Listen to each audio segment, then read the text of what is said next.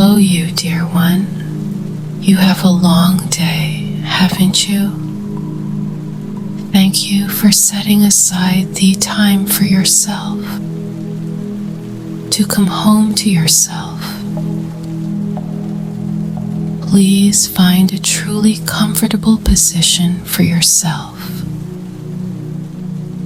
Whether you are in a couch, on the floor, or lying down, allow your body to sink deeply into the support beneath you.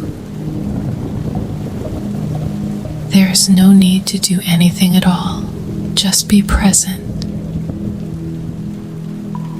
We will begin with a very slow, gentle breath. Inhale deeply, slowly through your nose, feeling the cool, refreshing air enter, bringing with it a sense of quiet calm. Deep inhale. And then exhale long and smoothly through your mouth, like a soft sigh of relief, releasing any tension accumulating in your shoulders, in your hands, and in your mind. Deep exhale. One more time. Inhale, inviting kindness inward. Deep inhale. Exhale, letting go of everything that is holding you back. Deep exhale. Imagine that you are resting on a soft green meadow, gently embraced by the warm afternoon sun. This place is your own safe haven. There are no alarms, no to-do lists, and absolutely no judgment. If your mind begins to wander, that is completely natural. Do not judge those thoughts. Simply and gently acknowledge them. Then imagine placing them onto a leaf and allowing that leaf to float away down a tranquil river. Now you have come home. Home to your own breath, home to this place and this moment. Feel the relief as you realize that in this very moment you are enough and everything is okay. Allow your body and mind to truly rest. We will together enjoy this journey back to peace.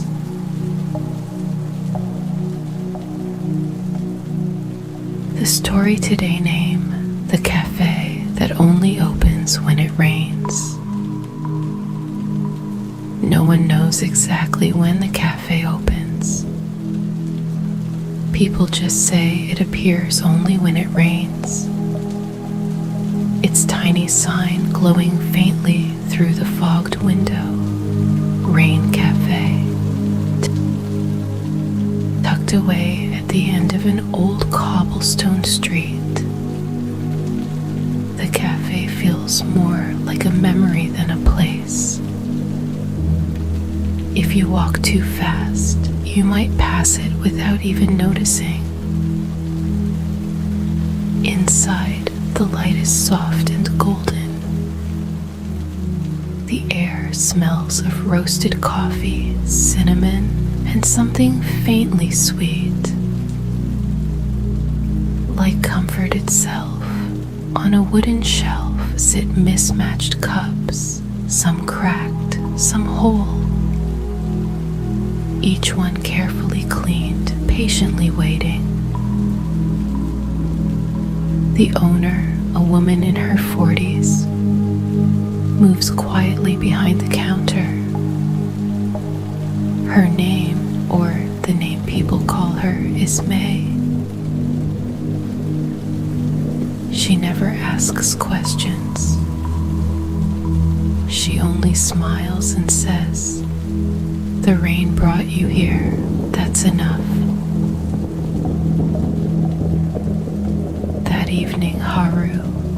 woman who had just lost her job wandered aimlessly through the rain. The city was heavy and gray, the kind of gray that presses down on your chest. When she turned down a narrow street, she saw it. The faint glow of Rain Cafe, shimmering through the drizzle, a place open in the middle of a storm. She pushed open the door. A small bell chimed, soft like a sigh, and warmth wrapped around her shoulders. May looked up and smiled. "Sit down," she said. "The rain won't stop for a while." Haru chose the seat by the window. Outside, raindrops ran down the glass, turning the world into a watercolor painting. May set a cup before her, steam rising gently, carrying the scent of cinnamon and rain. "I didn't order anything," Haru said quietly. "You don't need to," May replied. "Here, the coffee finds the person who needs it." The first sip was warm, slightly bitter, but ended sweet, like burnt sugar and memory. Haru sat still, listening to the rain tapping on the roof. No one spoke, only the soft clink of cups, the low hum of an old jazz song, and the steady rhythm of falling rain. Time moved differently there. No rush, no pressure. Just people sitting with their sadness, quietly together. An old man with a broken umbrella, a schoolgirl with red eyes and a cup of cocoa clutched in both hands, a woman in a gray coat staring at nothing for a very long time. Each of them carried their own storm inside, and maybe that was why they all found their way there. "When did you open this place?" Haru asked softly. May smiled. "Since the day I realized people don't need advice. When they're sad, they just need a place to sit, without being asked why. So I open only when it rains. Rain makes people honest with their sadness." Haru looked down at her cup. All day she had tried to hold herself together, pretending she was fine, pretending she didn't care. But here, in this quiet space, she didn't have to pretend anymore. She could simply be sad and still be safe. When the rain finally eased, Haru stood up to leave. May handed her a small paper bag.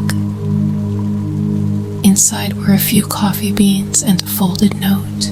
It read, "It's okay to be sad. Just learn to sit with it." Haru smiled faintly.